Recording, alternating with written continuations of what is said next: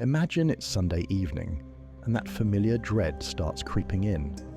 Not because anything terrible is going to happen, but because you're trapped in a cycle of constantly wanting your life to be different than it is.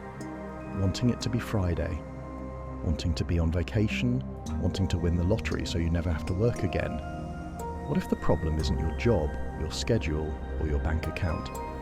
What if the problem is something much more fundamental and much more fixable? Today, we're going to look briefly at the Buddhist idea of the Four Noble Truths. These are four big ideas which were presented in Buddha's first public address, after he achieved enlightenment. But before you click away thinking this is going to be some dry lecture, stick with me, because these aren't called truths because they require faith. They're called truths because they're as observable and testable as gravity. Drop your phone, it falls. Drop it on your toe, it hurts. Drop it on your toe on a Sunday evening, and trust me, you'll want to have heard what I'm about to share with you. You can think of the Four Noble Truths as a physician's guide to the human condition. Not the kind of doctor who tells you everything's fine when you're clearly struggling, and not the kind who declares your situation hopeless. This is the third type, the one who looks directly at your symptoms, identifies the root cause, confirms that healing is possible, and gives you a practical treatment plan. So let's start with the diagnosis. The first noble truth is often translated as life is suffering, which makes this whole thing sound about as appealing as a root canal. But the original word is dukkha, which is more like dissatisfaction, or things not quite fitting together properly. Think of it as that persistent sense that something's slightly off, even when everything should be perfect. You finally get the promotion you've been chasing for years, and within a week, you're already eyeing the next rung up the ladder. You buy the car you've been dreaming about, and 3 months later, you're noticing every scratch. Even when that person finally texts you back, part of you immediately starts worrying about whether they're going to want the same things as you do in a relationship. You see, even happiness carries within it the seeds of its own end, because everything changes, everything is impermanent, and deep down, we know it. This isn't pessimism. This is an honest diagnosis. Because until we're truthful about what's actually happening, we can't begin to find a way out of the maze. We'll keep seeking permanent satisfaction in temporary things, like trying to build a house on quicksand. But here's the crucial part. Recognizing that dissatisfaction is built into the very fabric of our lives helps us to understand why all our previous attempts to finally be happy haven't worked. The second truth identifies the culprit of all this dissatisfaction: craving. Not just wanting things, but that desperate, grasping quality of desire that's never quite satisfied. Back to our dating scenario. There's a difference between hoping someone will text you back and feeling like your worth as a person depends on it. One is natural human connection. The other is an insatiable thirst that cannot be satisfied. We crave what we don't have. When we get it, we either discover it wasn't what we hoped for, or we immediately start worrying about losing it.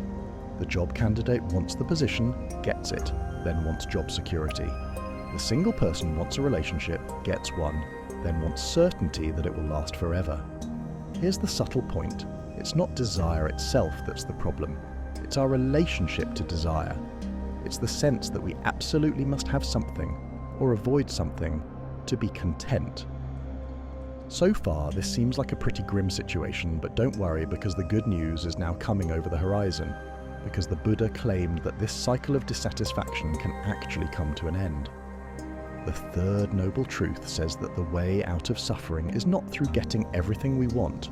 We know that's impossible, but through a fundamental shift in how we relate to wanting itself. The moment we end our ceaseless craving, we may experience nirvana. Nirvana literally means to blow out or to extinguish, like snuffing out a candle flame. What gets extinguished is the desperate, grasping quality of craving, the sense that we're separate beings who need to acquire things from the outside to be complete. This is where language starts to break down, because the Buddha was trying to describe colours to people like us, who've metaphorically only been seeing in black and white. It's like those magic eye stereogram pictures from the 90s. You can't see the hidden image by staring harder. You have to relax your focus and let it emerge naturally. As a useful starting point, we should probably think of nirvana as an experience of being rather than a fixed location like heaven. The experience of nirvana might come in flashes, moments of profound peace where the usual mental chatter stops, where you're not wanting anything to be different than it is. These glimpses might be separated by weeks or months at first, but with practice they become more frequent, until what was once a rare peak experience becomes the ground of everyday awareness. And this might be all well and good, but how do we get there from here? Well, that's where the fourth noble truth gallops into view to save the day. If the first noble truth named the symptoms of our disease, the second identified the cause, the third promised the possibility of a cure, and this final truth is the practical treatment plan.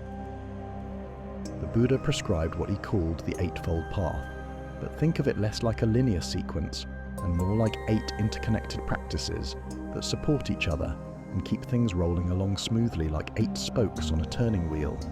It starts with right view, or seeing clearly, recognizing how craving actually operates in your daily life. Then comes right intention, setting wiser goals for ourselves. Instead of chasing mirages, you start moving toward what actually nourishes you. The third, fourth, and fifth spokes on the wheel work together. Right speech, right action, and right livelihood encourage us to live in a way that reduces the harms we cause in the world.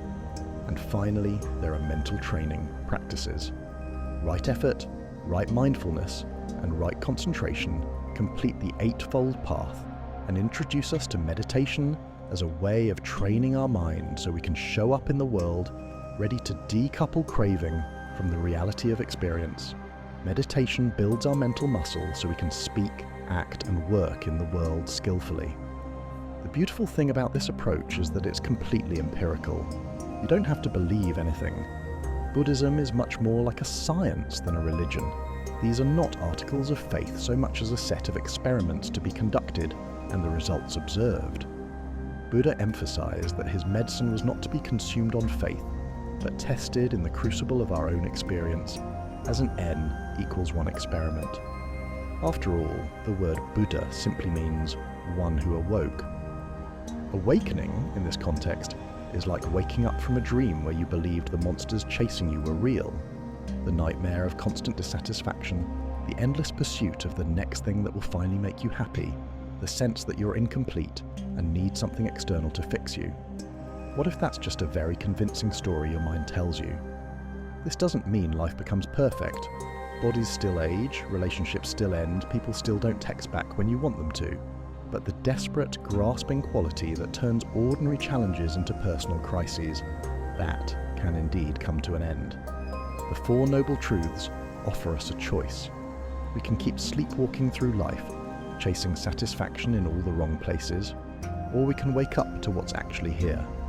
We can keep being the patient who denies the illness or the one who gives up hope, or we can be the one who accepts the diagnosis and commits to the treatment. The prescription is simple, though not always easy. See clearly, choose wisely, speak truthfully, act skillfully, earn a living ethically, pay attention, apply effort, and train your mind so you don't fall back to sleep so often. So there you have it. These 4 big ideas underpin everything else that Buddha went on to teach. An ordinary man who made an extraordinary discovery 2,500 years ago and then invited us to walk the path alongside him. I hope to meet you on that same road.